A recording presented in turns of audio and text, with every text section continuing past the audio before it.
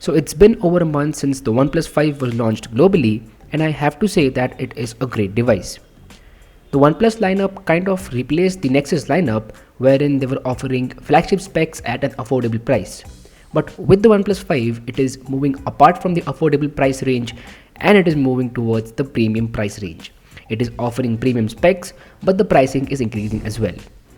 But regardless of the price, it is truly a great device, and today in this video, I am going to do a full review of the OnePlus 5.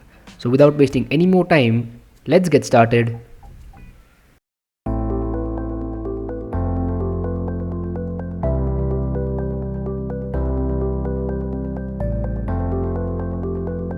Okay, so first up, let's go ahead and talk about that display.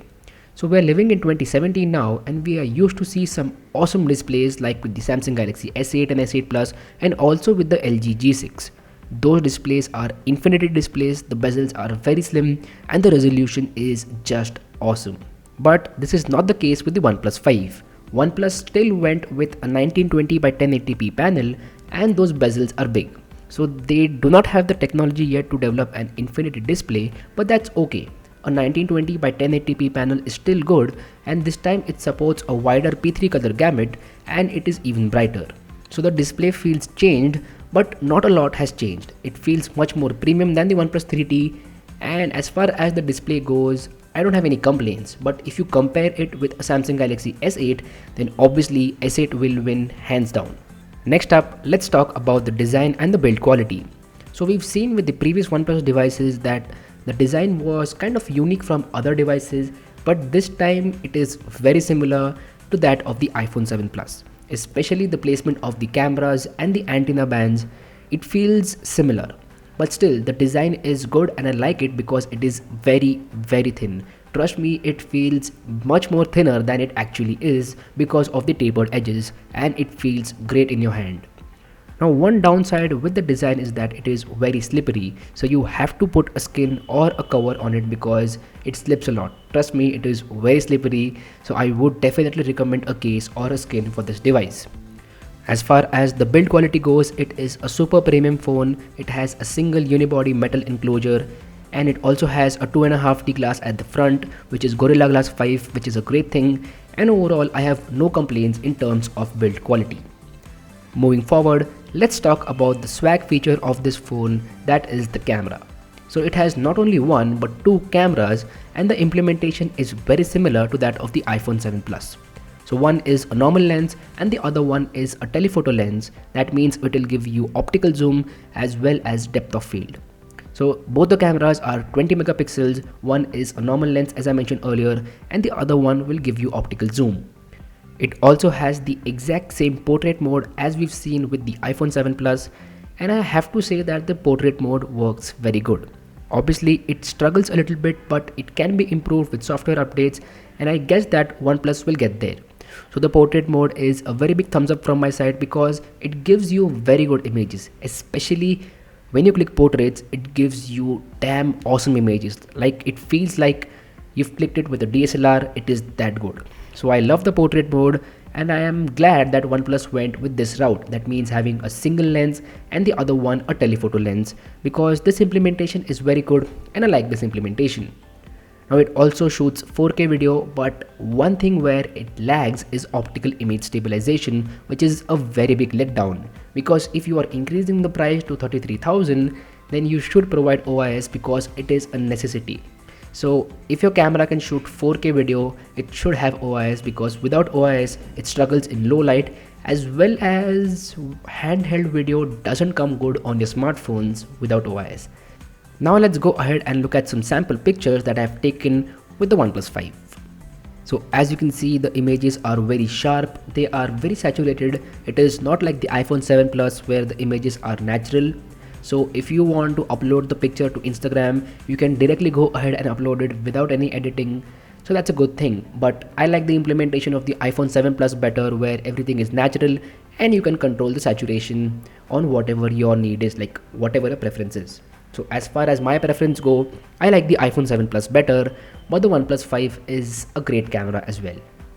Now moving on, let's talk about performance and Oxygen OS. So the OnePlus 5 comes with the Snapdragon 835 processor, which is a beast, and it consumes lesser battery, which is a win-win situation for everyone. It is based on the 10 nanometer processing technology, which consumes lesser battery life as I mentioned earlier. Now when you use the OnePlus 5, it feels very snappy and it is very fast. One of the reasons why the phone feels so much faster is because of Oxygen OS. Oxygen OS is a very light skin over stock Android. It only adds the necessary features and does not give you any bloatware, which is a very good thing. I love stock Android and I also like the Oxygen OS. Some of the features like the reading mode are really useful, wherein it turns the entire OS black and white. So the implementation is very good. It is not like some other devices where they reduce the blue tint because they think that the blue tint is not nice at night, but this one changes it completely to monochrome and it is very easy on the eyes. So it kind of turns it into a Kindle. Obviously it is not exactly like a Kindle, but if you like to read a lot at night, then this phone has a reading mode which is damn awesome, and it gets a huge thumbs up from my side. So overall, the Oxygen OS combined with the Snapdragon 835 along with that 6GB RAM or 8GB RAM will give you a very fluid experience and there will be no lag whatsoever. Next up, let's talk about battery life. So this one comes with a 3300 mAh battery, which is a downgrade from the OnePlus 3T where it had a 3400 mAh battery, but the battery life is better because of Snapdragon 835. And also, if the battery drains out, it has dash charge, which is by far the fastest technology available to charge your phone. That means it will give you juice enough for one day of usage in just 30 minutes. So if you wake up in the morning and if your phone is dead, you can charge it for 30 minutes and it will give you enough juice to get you through the day, which is awesome. So dash charge is by far the fastest way to charge your phone and I really love it. So overall, as I mentioned earlier, the OnePlus 5 is a great device. Now if we have to talk about the cons, there are a few, like it does not have stereo speakers, it does not have any form of IP rating, so if your phone goes into water it will be damaged. That is kind of a letdown, but other than that, this phone is a pretty solid device. Now consider this, OnePlus is a company which is only 3 years old, and in these 3 years they have made a name in the market, which is a very good thing.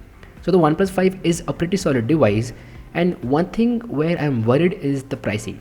So this comes in at a price of 33,000 for the 6GB variant, and for the 8GB variant it goes as high up to 38,000, which is very much according to me.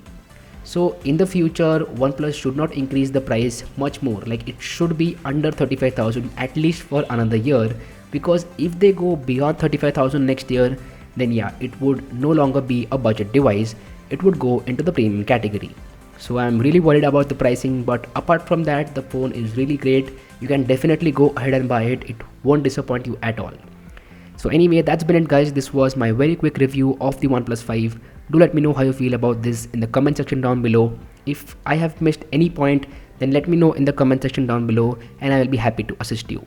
You can follow me on Facebook, Instagram, Snapchat, email, wherever you want, and you can ask your tech questions over there as well.